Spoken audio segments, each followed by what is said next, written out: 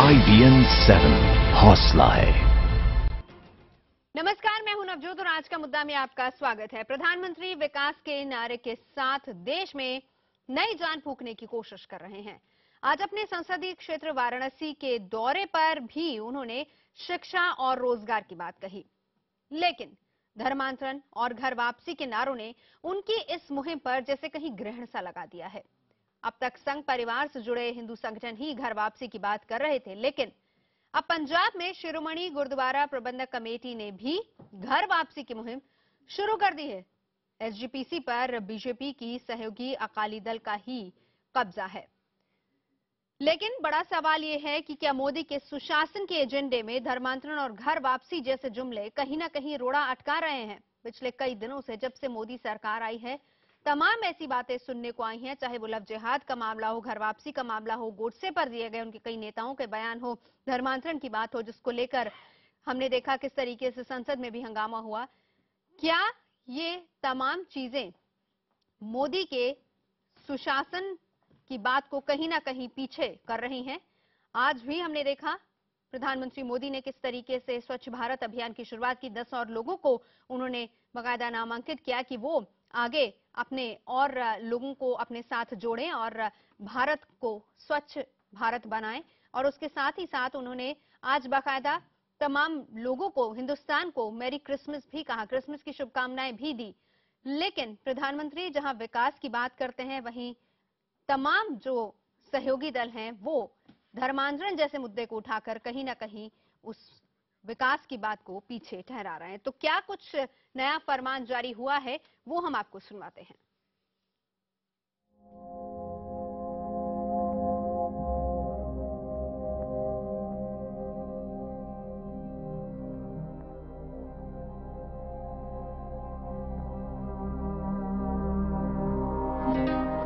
ये है अमृतसर का शहीद सिख मिशनरी कॉलेज। यहां से निकलने वाले भविष्य के धर्म प्रचारक अब सिख धर्म में घर वापसी कराएंगे। सिखों की सर्वोच्च संस्था शिरोमणि गुरुद्वारा प्रबंधक कमेटी ने 27 धर्म प्रचारकों की भर्ती की है। पिछले दिनों आनंदपुर साहिब में एसजीपीसी की तरफ से विशेष कैंप लगाकर प्रचारकों को निर्देश दिए गए हैं कि वो स्कूलों में जाकर देखें और जो छात्र सिख धर्म छोड़ चुके हैं उनको प्रेरित करके वापस सिख धर्म में लाएं। इसके लिए विशेष फॉर्म भी बनाए गए हैं, जिनमें छात्रों की ताजा तस्वीर और उसके बाद सिखी स्वरूप वाली तस्वीर चिपकाई जाएगी। स्कूलों में जाए और स्कूलों में जो सिख धर्म के बच्चे, दूसरे धर्म की मैं बात नहीं करता, सिख धर्म के बच्चे जो अपने केस कट करा चुके हैं, उनको प्रेरा जाए, उनको प्रेरित किया जाए, उनको बैठ के सिख इतिहास की बात सुनाई जाए। सिख मिशनरी कॉलेज बीते कई सालों से सिख प्रचारकों को सिख धर्म के प्रचार और प्रसार के लिए ट्रेनिंग दे रहा है। इन धर्म प्रचारकों को 3 साल का कोर्स कराया जाता है ताकि वो सिख धर्म को अच्छी तरह समझ सके। हालांकि एसजीपीसी का दावा है कि वो जबरन किसी को सिख धर्म मानने के लिए मजबूर नहीं कर रही। एसजीपीसी के नेताओं का कहना है कि प्रचार के माध्यम से धर्म परिवर्तन गलत नहीं है। जहांगीर अपनी किरदार के नाल जबरदस्ती परिवर्तन करता रहा। जब धर्मांतरण और घर वापसी को लेकर पूरे देश में विवाद छिड़ा है, तो पंजाब में एसजीपीसी की इस मुहिम पर भी मामला गरमाया हुआ है। अलग अलग धर्म के लोगों की अलग अलग धारणा है, पर एक बात पर सभी एक हैं कि जबरन धर्म परिवर्तन न हो। ब्रदरहुड या ब्रदरली कंसर्न नहीं होता कि हर एक नु मेरा भरा ते पेन नहीं समझ सकता है। जिन्ना मर्जी में रिलीजन बदले, धर्म बदले, कोई फायदा नहीं। और जबरदस्ती तो नहीं, और ना ही ये तरीका कोई इत्थे जे तरीका इस्तेमाल किया गया तो वो फिर नतीजे कोई अच्छे नहीं निकलेंगे, नफरत ही पैदा होंगियां। जबकि सरकार में अकाली दल की सहयोगी बीजेपी का कहना है कि भारत में हर किसी को अपने धर्म को मानने का अधिकार है, किसी से कोई जबरदस्ती नहीं करा सकता। भारतीय जनता पार्टी का विश्वास है कि सारे लोगों ने अपने धर्म के मुताबिक हिंदुस्तान में चलने का अधिकार है और सारा का अधिकार है। लेकिन बड़ा सवाल यह है कि मोदी सरकार जब विकास और सुशासन के नारे के सहारे आगे बढ़ना चाहती है, तो उसके सहयोगी धर्मांतरण जैसे मुद्दों को इस तरह बीच बहस क्यों ला रहे हैं। गौरतलब है कि एसजीपीसी पर बीजेपी की सहयोगी अकाली दल का ही कब्जा है। अवनीत तेजा, अमृतसर, IBN 7। तो चलिए इसी मुद्दे पर हम आज करेंगे चर्चा। हमारी इस खास पेशकश मुद्दा में तमाम खास मेहमान हमारे साथ है। परिचय मैं करा देती हूं। अहमदाबाद से बीजेपी के नेता जय नारायण व्यास इस वक्त हमारे साथ जुड़ रहे हैं। दिल्ली से गुरुद्वारा प्रबंधक कमेटी के पूर्व अध्यक्ष परमजीत सिंह सरना हमारे साथ हैं। नोएडा स्टूडियो में हमारे साथ मौजूद है ऑल इंडिया इमाम एसोसिएशन के राष्ट्रीय अध्यक्ष मौलाना मोहम्मद साजिद रशीदी। इसके अलावा वीएचपी के प्रवक्ता विनोद बंसल हमारे साथ हैं। आरएसएस के जानकार संदीप महापात्रा हमारे साथ हैं और ईसाई धर्म फादर डोमिनिक इमैनुअल हमारे साथ इस वक्त मौजूद हैं। चर्चा की शुरुआत करेंगे। मैं सबसे पहले सरना साहब आप ही के पास आती हूं। हालांकि सिख धर्म में क्यों, हमारे देश की बात करते हैं क्योंकि हम सभी हिंदुस्तान के नागरिक हैं, चाहे वो किसी भी धर्म का हो। हमारा देश और इसका कानून ये इजाजत देता है कि हम किसी भी धर्म को माने, हमारी अपनी इच्छा है। अब ये जो नई बात आई है, एसजीपीसी ये कह रही है कि जो लोग छोड़ गए, जो लोग सिख धर्म छोड़ के किसी और धर्म को अगर उन्होंने अपना लिया है तो हम उनको वापस लेकर आएंगे। ये नई बात क्या है?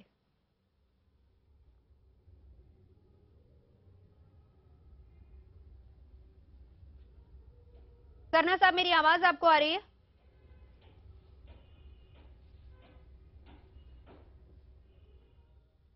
सरना साहब मेरी आवाज सुन सकते हैं आप? ठीक है, चलिए हम आएंगे आपके पास। मेरे साथ विनोद बंसल जी मौजूद हैं। पहले हमने इस तरह की बातें नहीं देखी थी, लेकिन पहला सवाल इसलिए मैं ये कर रही हूं क्योंकि पिछले कुछ दिनों से चाहे वो लव जिहाद का मामला हो, चाहे वो धर्म परिवर्तन का मामला हो, या फिर सरकार में तमाम ऐसे नेता हैं जो कि गोडसे को लेकर बयान देते हैं, इस तरह की चीजें क्यों उठ रही हैं? हर किसी को हक है वो किसी भी धर्म का पालन करे। देखिए, हक पालन करने का तो है, लेकिन जोर जबरदस्ती करने का हक किसी को नहीं है। आज अभी तक जो होता है वो जोर जबरदस्ती से डंडे के बल पर और तलवार के बल पर हुआ। कह सकते हैं कि वो ये तो इतिहास इस बात का गवाह है। आप मुझे बताइए कि मुगल काल में क्या हुआ था। आपका 500 सालों से पिछली बार हिंदू पीड़ित रहा है कि इन्होंने मुगल काल में जाके इनके दादा परदादा ने जाके धर्म परिवर्तन किया था और अब इनको वापस, ये कैसे पता चलेगा? अरे ये तो लोगों ने अपनी बायोग्राफी में लिखा है बहन जी। वो लोगों ने बायोग्राफी में लिखा है, उनके पूर्वजों का नाम पूछ लो और जितने भी लोग हैं वो खुद कहते हैं इस बात को कि हाँ हमें परिवर्तित किया गया है। अब डंडे के जोर पर या लोभ लालच के बल पर या मजबूरी में उन्होंने जो है ना जी उसका धर्म बदल दिया। अब दूसरे पंथ में जाने के बाद में अब उसको सफोकेटेड महसूस कर रहे हैं, लोग वापस आ रहे हैं। अच्छा, आप साथ ही साथ एक और बात ये भी कहते हैं कि देखिए जबरन हम किसी को नहीं कराएंगे, अगर किसी की मर्जी है वो आना चाहे तो आ सकता है। ये भी बात साथ ही साथ है। एकदम ठीक है। हम ऐसी जोर जबरदस्ती बिल्कुल विश्वास नहीं करते, बल्कि मैं तो ये कहूंगा कि हम किसी प्रकार की घर वापसी कराते भी नहीं है। हम सिर्फ उन लोगों का स्वागत करते हैं जो स्वेच्छा से हमारे स्वधर्म में वापस आते हैं। हम उनका स्वागत करते हैं और ऐसे लगभग 6 लाख लोगों को हमने घर वापसी कराई है। ठीक है, तो इसको लेकर बकायदा इतने बड़े बड़े कैंप्स लगाने, आयोजन करने की क्या जरूरत है? आप सीधा जाएं, बोलें कि जो अपनाना चाहता है, ये तो हर किसी की इच्छा। अगर कोई वापस कोई और धर्म अपनाना चाहता है तो जाके वो मस्जिद की जगह मंदिर में जाना शुरू कर देगा। बिल्कुल, लेकिन आप ये देखिए ना कि जहाँ आदमी की आस्था बदल जाती है वहाँ जो है ना जी उसका धर्म बदल जाता है, उसके बाद उसकी राष्ट्रीयता बदल जाती है। अभी राष्ट्रीयता कैसे बदलेगी? अरे भाई देखिए, सेकुलर है, मैं बता रहा हूँ आपको, मुस्लिम सिख ईसाई सब लोग यहाँ रहते हैं। नवजोत जी मैं बताता हूँ आपको, देखो धर्मांतरण से राष्ट्रांतरण कैसे होता है।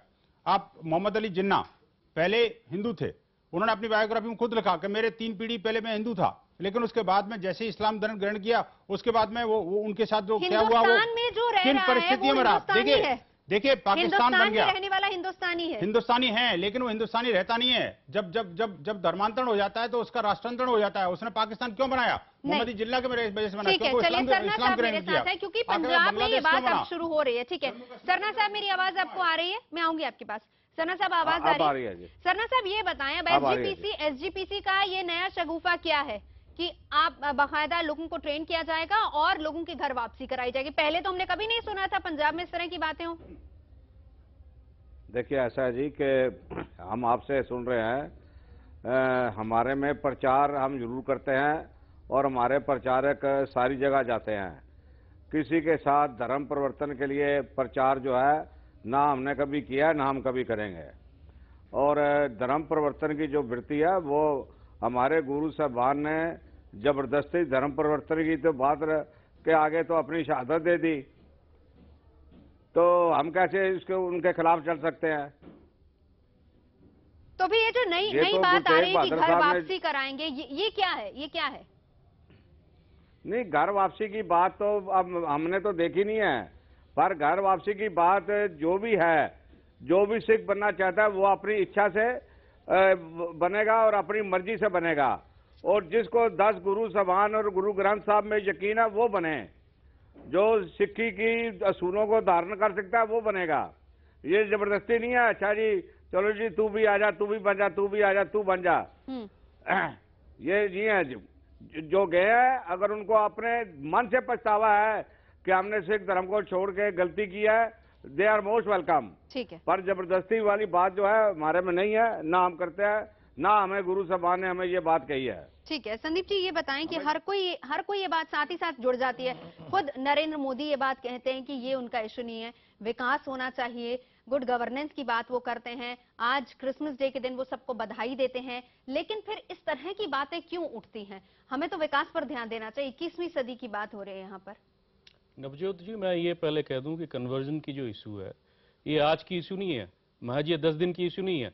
आप अगर इतिहास उठा के देखेंगे, ये जो मुद्दा है काफी सालों से ये मुद्दा चल रहा है, और ये केवल बीजेपी शासित शासन है इसलिए ऐसा है, ऐसा नहीं है। अनुच्छेद 25 भारत संविधान के आपको देता है कि आप जो भी धर्म पालन करना चाहते हैं करें, लेकिन अनुच्छेद 25 कहीं ये नहीं कहता कि आप धर्मांतरण करें, कन्वर्जन करें। आप अगर इतिहास देखेंगे 1956 में पहले बार नियोगी कमीशन एक बैठी थी, वो कांग्रेस के शासन के काल में हुई थी। उन्होंने एक रिपोर्ट दिया था। संसद में 3 बार ऐसे वाकये हुए हैं, मैं आपको उसका साल गिना देता हूं, 1954, 1960, 1979। 3 बार ऐसे वाकये हुए हैं जब संसद में all India conversion law, conversion के ऊपर एक विधेयक लाने की बात चली थी, किसी कारणवश नहीं आई। लेकिन कहने का तात्पर्य यह है कि ये आज का मुद्दा नहीं है। उसके बाद अगर आप देखेंगे 1981 में मीनाक्षीपुरम में कन्वर्जन हुआ था। उस समय कांग्रेस की सरकार थी, इंदिरा गांधी ने सब राज्यों को कहा था कि भाई अपने अपना एक कानून बनाइए। ठीक है। उसके बाद बहुत सारे कानून बने हैं। सन 1967 और 1968 में उड़ीसा और एमपी में कानून बने। ये कानून सुप्रीम कोर्ट में चैलेंज किया गया था। सुप्रीम कोर्ट में, मेरे बात सुन लीजिए, सुप्रीम कोर्ट ने 1977 मेरे बात सुन लीजिए, 1977 में सुप्रीम कोर्ट ने एक कॉन्स्टिट्यूशन बेंच, 5 जजों की बेंच ने यह राय दिया था कि धर्म पालन करना मौलिक अधिकार हो सकता है, लेकिन धर्म कन्वर्ट करना, कन्वर्जन करना, ये आपके मौलिक अधिकार नहीं है। ठीक है। तो हमारे पास बहुत सारे उदाहरण हैं। हिमाचल प्रदेश में इस तरह के कानून पारित किए गए हैं जो कि कांग्रेस काल में हुआ है। अरुणाचल प्रदेश में इस तरह के कानून पारित किए गए हैं जो कांग्रेस काल में हुआ है। और ये आज की डिबेट नहीं है, और ये केवल संघ या फिर संघ के आनुषंगिक संगठन कह नहीं रहे हैं। मोहनदास पाई जी का नाम आपने सुना होगा, इन्फोसिस के बोर्ड ऑफ डायरेक्टर में थे। परसों मैं एक डिबेट देख रहा था, उन्होंने कहा एक conversion issue, serious issue in India, it has to be addressed. यहाँ पे आप लेकिन लोग धर्म बदलते क्यों? तो क्या आप इसकी जड़ तक गए? क्योंकि ये परिवर्तन सिर्फ उन्हीं इलाकों में होता है जहां पर लोग गरीबी रेखा से नीचे रह रहे हैं, जो गरीब लोग हैं या फिर जो पढ़े लिखे नहीं है, जिनको आसानी से आप अपने समझा बुझाकर उनका धर्म परिवर्तन करते हैं। सिर्फ उन्हीं इलाकों में होता है। कारण आपने देखा? कारण देखा है। कारण क्या है? वो अगर किसी धर्म को पालन कर रहे हैं, अगर हिंदू हैं, उनको प्रलोभित किया जाता है, उनको कहा जाता है कि भाई आप हमारे खेमे में आ जाइए, आपको हमारे जो गुरु हैं, हमारे जो गॉड हैं, वो आपको सहायता करेंगे। और आज अगर धर्म परिवर्तन की बात करते हैं, कन्वर्जन जिस तरह से हो रहा है, प्रलोभन से हो रहा है, एंटाइसमेंट से हो रहा है, फ्रॉड से हो रहा है। और हम जो बात कर रहे हैं कि कन्वर्जन के इशू पे एक डिबेट होना चाहिए, इसी को लेकर डिबेट होना चाहिए। ठीक है। और ये आज केवल हिंदुस्तान में केवल एक राज्य विशेष की बात नहीं है, पूरे देश की बात है। ठीक है मौलाना साहब जी, बड़ा इशू है जी। देखिए, मैं आपको एक बात क्लियर कर देना चाहता हूँ। ये जो कन्वर्जन की बात चल रही है, धर्मांतरण की बात चल रही है, हाँ। सबसे पहला इंसान जो दुनिया में आया, जिसको हमारे यहाँ आदम अलैहिस्सलाम कहते हैं, हिंदू धर्म में उसको भोला कहते हैं, वो मुसलमान था। तारीख इस बात की गवाह है। मैं इन सब लोगों से ये पूछना चाहता हूं कि जब सबसे पहला इंसान दुनिया में आने वाला मुसलमान था, तो मुसलमान ने हिंदुओं को मुसलमान कैसे बना लिया? ये कैसे होता है? एक मिनट आप चुप रहिए, मैं बोला नहीं, आपकी बात पे मैं बोला नहीं, मेरी बात सुनिए पहले। जब आप बोलते हैं तो सुनने का भी धैर्य रखिए, ठीक है? दूसरी बात ये, अभी जो वाकयात हुए हैं आप अच्छी तरह देख रही हैं, आपने उनको कोड भी किया है। आगरा में जो कुछ हुआ, या ये लोग जो 6 लाख आदमियों का घर वापसी की बात कर रहे हैं, मैं इनसे ये पूछना चाहता हूं कि घर वापसी का मतलब क्या है?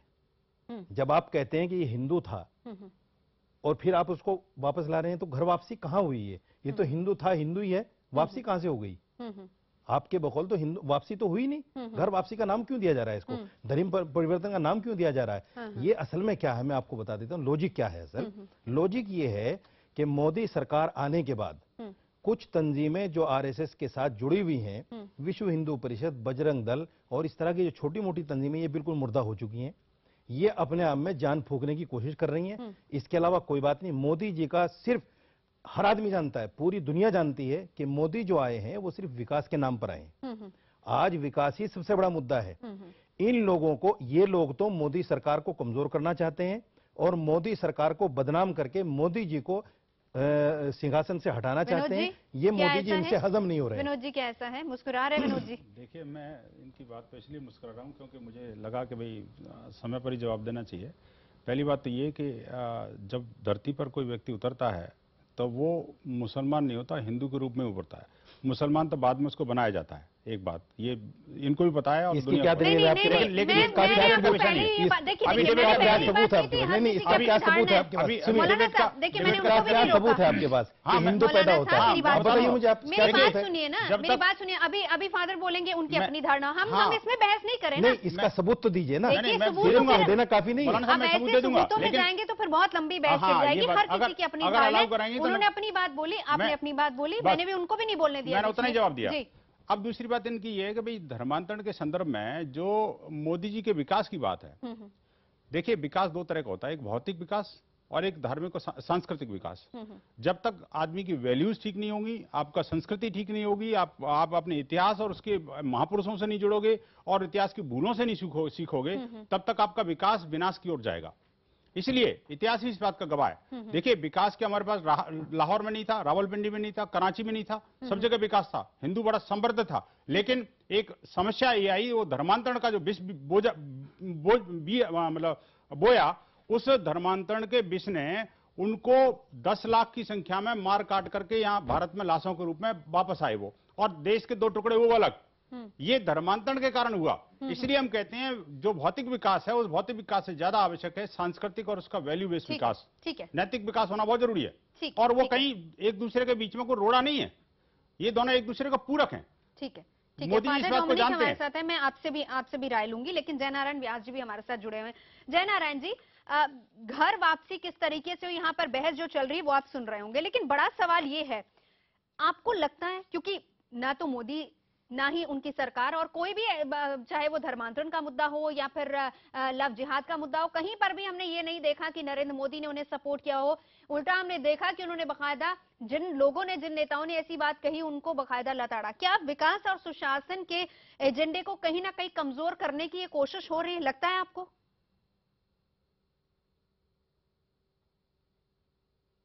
देखिए, पहले तो हम ये समझ लें कि ये जो धर्म प्रचार प्रसार का मुद्दा है वो इतिहास में कई साल पुरानी बातों से जुड़ा है। आप देखिए, अशोक ने बौद्ध धर्म अंगीकार किया कलिंग युद्ध के बाद, और फिर बौद्ध धर्म के प्रचार के लिए अपने खुद के बेटे महेंद्रा और बेटी संघमित्रा को उसने सिलोन, और सिलोन से वहां से जाते हुए फिर चीन तक भेजा। तो आज भारत में जितने बौद्ध लोग हैं उनसे ज्यादा बौद्ध धर्म के अनुयायी जापान और चाइना और अन्य जगह पे है। तो ये प्रचार की और प्रसार की धर्म की जो बात है वो काफी पुराने समय से चलती आ रही है, और इसमें ये तरह के मुद्दे खड़े करके इसको भड़काने वाली बात बनाने का कोई मतलब नहीं है। शासन व्यवस्था सुचारू रूप से चलनी चाहिए। अब धर्मांतरण से राष्ट्रांतरण हो जाता तो सब जापानीज और सब चाइनीज भारतीय बन जाते, ऐसा तो होता नहीं है। बौद्ध धर्म भारत से गया है। तो ये बातें मैं मानता हूं छोटे दिल की बातें हैं। हमें अगर राष्ट्र के विकास को मद्देनजर रख के चलता है तो मोदी जी जो विकास का मंत्र लेकर चलते हैं वही सही रास्ता है। धर्म अपनी अपनी जगह पे एक अहमियत रखता है, जिसमें श्रद्धा हो वो श्रद्धा के अनुसार वो धर्म में श्रद्धा रखे। तो जयनारायण जी, आपकी सरकार की तरफ से भी इस तरह के कदम क्यों नहीं उठाए जाते कि इन तमाम बातों को रोका जाए? हम सिर्फ विकास और सुशासन के एजेंडे पर ही रहें, आगे बढ़ना है। 21वीं सदी में सब चीजें छोड़ दें। प्रसाद की जड़ कहाँ है बता रहा हूँ। आप 1 मिनट दीजिए मुझे, एक मिनट से ज्यादा नहीं चाहिए। ये फसाद की जड़ कहाँ है? हमारे जो ट्राइबल बेल्ट्स है, अन्य एरियाज है, वहां लालच देकर कई सालों से धर्मांतरण चल रहा है। आज तक कभी किसी ने एक आवाज से नहीं निकाली। जो हमारे ट्राइबल पॉपुलेशन है, जो गरीब बस्तियां हैं वहां लालच देकर ये धर्मांतरण बहुत बड़े पैमाने पे चल रहा है। कभी किसी ने कोई एक हरफ नहीं निकाला। आज ये मुद्दा इसलिए आया है कि मीडिया में ये बात आई, और मीडिया में ये बात आई तब ये मुद्दा चर्चा का मुद्दा बना है। अच्छी बात है, देश को किस दिशा में जाना है इस तरह की एक सर्वांगी चर्चा होकर उसका निर्णय होना चाहिए, मगर सुशासन का जहां तक सवाल है इससे नहीं जुड़ना चाहिए। और ये भी बात सही है कि धर्मांतरण लालच देकर इस देश में कई सालों से चल रहा है, ये आज का मुद्दा नहीं है। जी जयनारायण जी, हम चर्चा जारी रखेंगे, आप रहिए हमारे साथ। मैं एक रिएक्शन, क्योंकि ब्रेक पर जाना है, उससे पहले मैं फादर डोमिनिक आपसे एक रिएक्शन लेना चाहूंगी। अगर घर वापसी जैसी अगर कोई बात होती है, अगर लोग वापस से अपने धर्म को कबूल करना चाहते हैं, तो इसमें हर्ज क्या है? क्या आप इसको गलत मानते हैं? सबसे पहले तो मैं आज क्रिसमस का दिन है, हमारे सभी श्रोताओं को और दर्शकों को क्रिसमस की बहुत बहुत मुबारकबाद देता हूं। आज दोपहर को एक कार्यक्रम था जिसमें मैं भाग लेकर आ रहा हूं, आस्था कुंज, और हमारे लोकसभा की स्पीकर श्रीमती महाजन वहां पर थी, और वहां हमने आस्था कुंज में यही कहा कि जब ईसा मसीह का जन्म हुआ तो एक ही संदेश था, स्वर्ग में ईश्वर की महिमा हो और पृथ्वी पर उसके सभी कृपा पात्रों को शांति। तो मैं हमारे सभी पैनलिस्ट को, आपको और दर्शकों को शांति का संदेश देना चाहता हूं, और मुझे कोई विवाद करने का या बहस करने का कोई आज के दिन कम से कम मन नहीं है, क्योंकि मैं उस शांति को अपने दिल में संजोए रखना चाहता हूं और सबके साथ बांटना चाहता हूं। तो ब्रेक के बाद मुद्दा में आपका स्वागत है। क्या मोदी के सुशासन के एजेंडे में धर्मांतरण और घर वापसी जैसे जुमले कहीं ना कहीं रोड़ा अटका रहे हैं? क्योंकि ताजा मामला अब पंजाब का है, जहां पर एसजीपीसी ने ये फरमान जारी किया है कि बाकायदा वो लोगों को ट्रेनिंग देंगे, और अगर कोई वापस आना चाहता है, वापस से सिख धर्म अपनाना चाहता है, तो वो अपना सकता है। इसी से हम चर्चा को आगे बढ़ाएंगे, क्योंकि ये सिर्फ एक सोच है, क्योंकि धर्मांतरण से जुड़े तमाम ऐसे मामले सामने आ रहे हैं। जयनारायण व्यास जी ने बहुत वैलिड पॉइंट उठाया था ब्रेक पर जाने से पहले कि इस तरह की चीजें या तो ट्राइबल एरियाज में होती या फिर उन लोगों के साथ होती जो अनएजुकेटेड या फिर गरीब तबके के लोग हैं। फादर डोमिनिक, आप इस पर कुछ कहना चाहेंगे? जी, तो सबसे पहले तो मैं ये बताना चाहूंगा, और सबसे यहाँ जो बैठे हैं उनसे सबसे सवाल ये करना चाहूंगा कि अगर ये जो कह रहे हैं सही है कि गरीबों को लालच देकर, लोभ देकर ईसाई मिशनरी लोग उनका धर्म परिवर्तन करते हैं, तो मेहरबानी करके मुझे एक सिंपल सा आंसर दीजिए कि इस देश में जहां पर क्रिश्चियनिटी 2000 सालों से उपस्थित है, और इस देश में जहां की जनता 50% से अधिक गरीबी की रेखा से नीचे जी रही है, तो हमारी संख्या क्यों 0.6 से घटकर अब 2.33% रह गई है? कहां गए वो गरीब जिनको हमने लोभ देकर, जिनका हमने धर्म परिवर्तन करने की कोशिश की? क्या हम हमारे कार्य में इतने निकम्मे ठहरे कि हम इतनी बड़ी गरीब जनता को लालच देकर धर्म परिवर्तन नहीं कर पाए? मैं ये कहना चाहता हूं कि ये सरासर झूठ है, और केवल एक अल्पसंख्यक समुदाय को कॉर्नर करके उनके लिए समस्या खड़ी करने की जरूरत है। आप बोलेंगे कि हाँ, आप ये नहीं कह सकते कि ट्राइबल एरिया में कन्वर्शन नहीं हुए। हमारे कन्वर्शन तो सब जगह हुए हैं। ईसा मसीह 2000 साल पूर्व जब आए थे तो केवल वही एक कह सकते हैं क्रिश्चियन थे, हालांकि वो भी अपने आप को क्रिश्चियन नहीं कहते, वो यहूदी थे। हैं? फिर उनका संदेश किस प्रकार फैला, और ऐसे एक व्यक्ति का जो अपने पास जब क्रूस पर मर गए, एक अपराधी के तौर पर मरे, उनके चेले भाग गए छोड़कर, तो कहां से ये धर्म फैला? ठीक है, मैं एक रिएक्शन ले लूं। संदीप महापात्रा जी, सबसे पहले आप, ये जो सरासर गलत, मैं एक बात और कहना चाहता हूं। अभी उसी बात का जवाब ले लेते हैं। प्लीज मेरे एक बात पूरी कंप्लीट कर लेने दीजिए। एक बात कंप्लीट कर लेने दीजिए प्लीज। मैं ये कहना चाह रहा हूं कि अगर हम हमारे धर्म का परिवर्तन के कार्य में इतने निकम्मे या नालायक सिद्ध होते कि इतनी बड़ी जनसंख्या में हमको कोई सफलता मिलने के बदले और हमारी संख्या घटती जा रही है, तो आप कह दीजिए कि हम निकम्मे हैं। और अगर निकम्मे हैं तो मैं आपसे पूछता हूं कि फिर आप क्यों हमारी स्कूलों के आगे कतार लगा के खड़े रहते हैं एडमिशन के लिए, अस्पताल के बाहर खड़े रहते हैं अस्पताल में भर्ती होने के लिए? क्यों? क्योंकि जो काम हम करते हैं वो ठीक से करना जानते हैं, और अगर हमारा काम होता धर्म परिवर्तन करने का तो वो भी हम ठीक से कर लेते। फादर ने अपने ही वक्तव्य में आंसर दे दिया। दो चीजें इस बात इनके वक्तव्य से आता है। पहली बात कि ट्राइबल एरिया में conversion is going on, number 1 is that.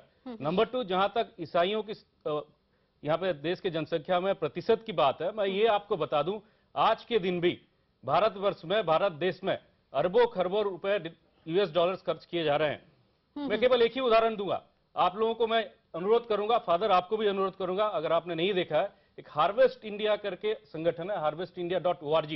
Harvest मतलब क्या? खेती।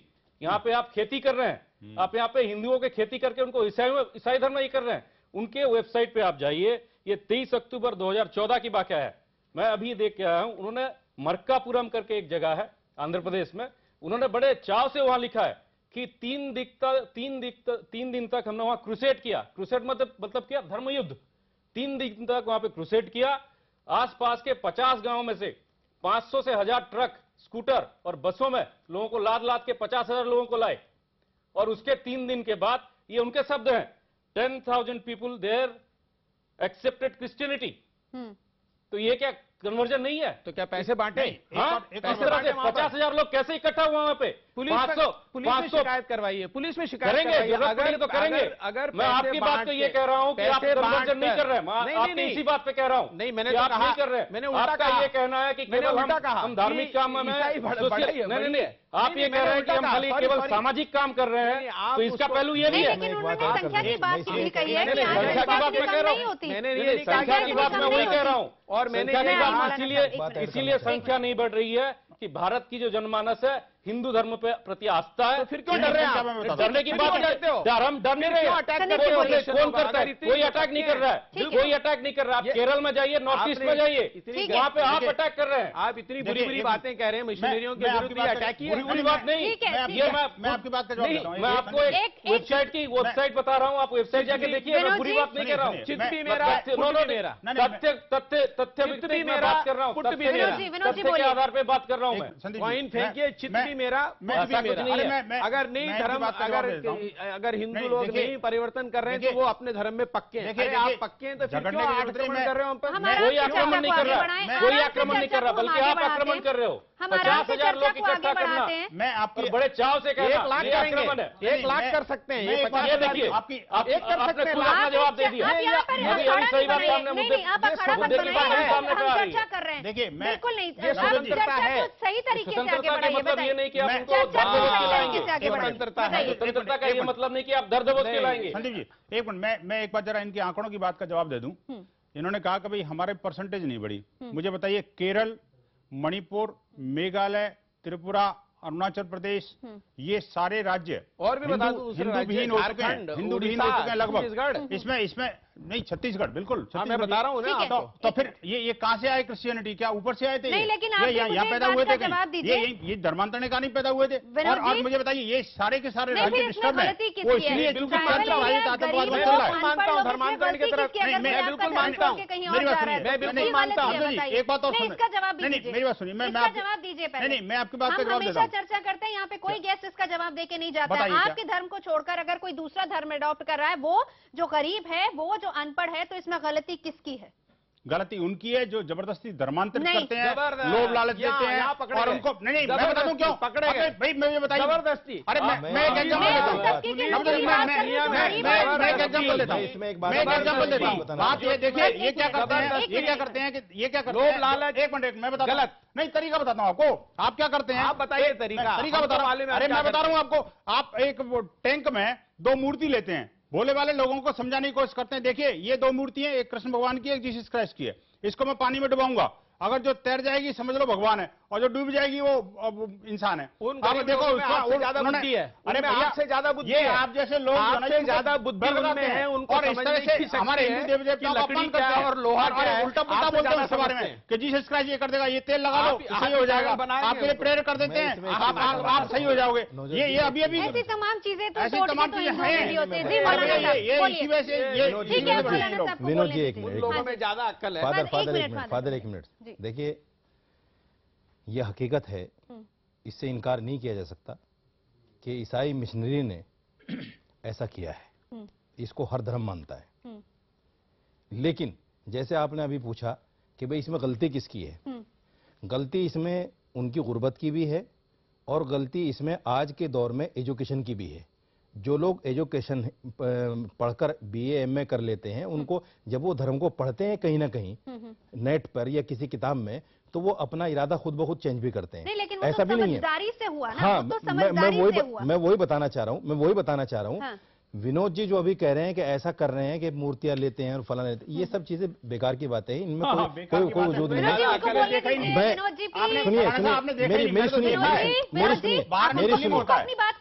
मेरी सुनिए, देखिए हम तो बीच में आ गए। असल लड़ाई है ईसाई और हिंदू धर्म की, मुसलमान की कोई लड़ाई नहीं है धर्मांतरण पर। वो तो लफ्ज़ याद करते हैं, क्योंकि मुसलमान हो जाता है, आज की तारीख में मैं बंसल जी से पूछता हूं, संदीप जी से पूछता हूं, मुझे एक आदमी ऐसा बता दो कि ये मुसलमान कन्वर्ट हो गया। नहीं होता, बिल्कुल नहीं होता। आगरा में जो कुछ हुआ है, ये 5-6 लाख ये लोग जो बता रहे हैं, ये सब झूठ है, दगाबाजी है इनकी। कोई मुसलमान, अगले ही दिन वो लोग पलट गए, क्योंकि उनको झूठा कहा गया था। ये कहा गया था कि हम एक मंदिर बनाना चाहते हैं, हम यहाँ एकता दिखाना चाहते हैं, हिंदू मुस्लिम एकता। वो सिर्फ इस तरह की बात है। मुसलमान कोई कन्वर्ट नहीं होता। अब रुकिए, ब्रेक लेना है मुझे। एक छोटा सा रिएक्शन, मेरे साथ परमजीत सिंह सरना मौजूद हैं। जी सरना साहब, आप ही के पास आ रही हूँ, बताइए। देखिए, ऐसा है कि सबसे पहली बात मैं ये कहना चाहता हूँ कि ईसाई जो हैं, ये गरीब गुरबर में, लोड़वंदों में धर्म परिवर्तन की जो बात है, ईसाई इनको बना रहे हैं। पंजाब में आज से कुछ अर्सा पहले बॉर्डर स्टेट के ऊपर और इंटीरियर पंजाब में कोई ईसाई नहीं थे, आज हैं वो। और आज इनकी कन्वर्शन का इनको लालच वगैरह दे के, सब दे के, फ्री एजुकेशन का लालच दे के ये वहाँ कर रहे हैं। तो एजुकेशन आप लोग क्यों नहीं देते फ्री? फिर दे दीजिए। आपकी देखिए पंजाब में सब कुछ हो रहा है, तो आप इतनी फैसिलिटीज दे दीजिए कि कोई धर्म छोड़े ही नहीं। ये सब ईमानदार लोग हैं, को लालच वो तो हम कर रहे हैं। पर मैं ये कहना चाहता हूँ, जो धर्म परिवर्तन जो है, घर वापसी की बात आरएसएस वाले कर रहे हैं या विश्व हिंदू परिषद कर रहा है, वो बिल्कुल गलत कर रहे हैं। हिंदू मत में वो कोई किसी को वापस नहीं लेगा, बिल्कुल। एक दफा जो मुसलमान बन गया, ना तो कोई उनकी रिश्तेदारी उनसे करेगा, ना ही कोई इसको मंदिरों में कोई पुजारी बनाएगा इनको। आर्य समाज वालों की मेरे को मालूम नहीं है, सनातनी धर्म जो है वो इनको बिल्कुल एक्सेप्ट नहीं करेगा। और जो इन्होंने पहले कहा भी कोई भी जो मुसलमान है वो नहीं होगा, वो बिल्कुल ठीक कह रहे हैं। हमारी ये बात है कि राष्ट्रीय ताकत के लिए आपने जो वादे किए हैं वो आप पूरे करो।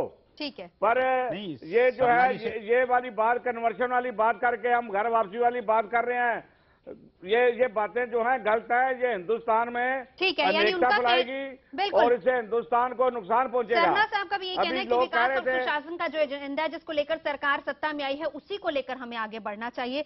छोटा सा रिएक्शन विनोद जी जल्दी से दे दीजिए, आप कुछ बोलना चाह रहे हैं। पूज्य गुरु गोविंद सिंह जी महाराज के 3 पीढ़ियां इसलिए खप गई क्योंकि इस्लाम का आतंकवाद उस समय इतना बढ़ गया था कि हिंदुओं का जीना और उसमें पीढ़ी खत्म हो जाती। लेकिन आपको याद होगा कि उसमें भी कुछ मुस्लिम ऐसे थे जिनकी बहुत सारी बहुत सीखना पड़ेगा। 800 साल हुकूमत की है, 800 साल हुकूमत की है, हमने 800 साल हुकूमत की है, हमने 800 साल हुकूमत की विनोद जी।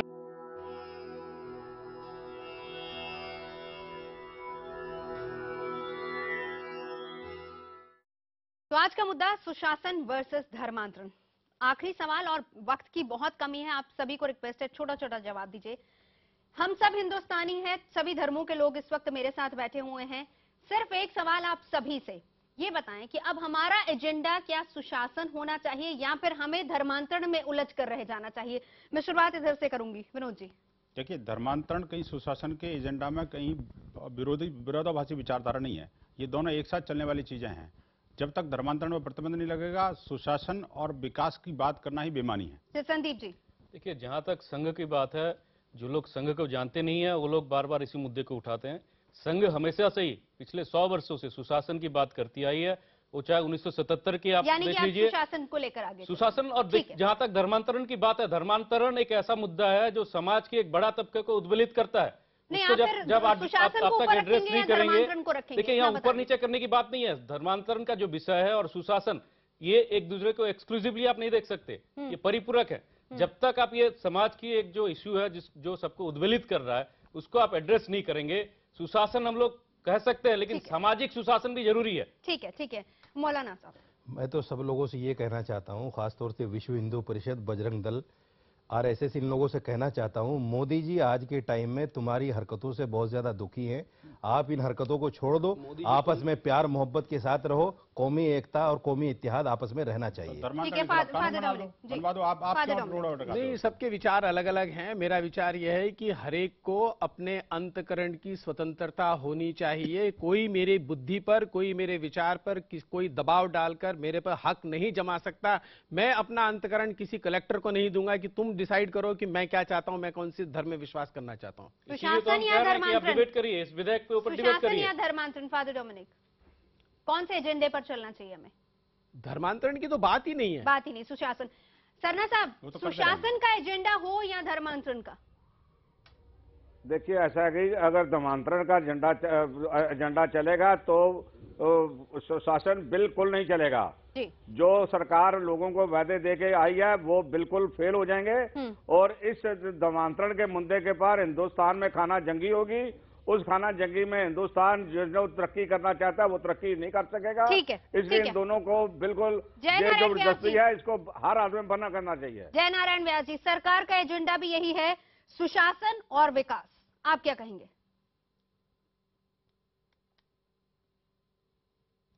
सरकार का एजेंडा बराबर सुशासन और विकास पे रहेगा। धर्मांतरण एक समस्या है, इसको आप नजरअंदाज नहीं कर सकते। ठीक है, मगर धर्मांतरण हावी हो जाए और सुशासन बाजू में रहे, इस तरह की व्यवस्था से देश की कुछ भलाई नहीं होगी। ठीक है, ठीक है। बहुत बहुत शुक्रिया, आप सभी यहां पर जुड़े, बहुत बहुत शुक्रिया। धर्मांतरण वर्सेस सुशासन, तो राय यही बनती है कि विकास और सुशासन के एजेंडे को ही लेकर आगे बढ़ना चाहिए और धर्मांतरण जैसी जो चीजें, जिस तरीके से जय नारायण व्यास जी ने भी साफ तौर पर कहा कि अगर ऐसी चीजें चलती रहेंगी तो कहीं ना कहीं डिफरेंसेस और प्रॉब्लम्स क्रिएट होंगी। बहरहाल वक्त इतना ही है, मुद्दा में अभी इतना ही।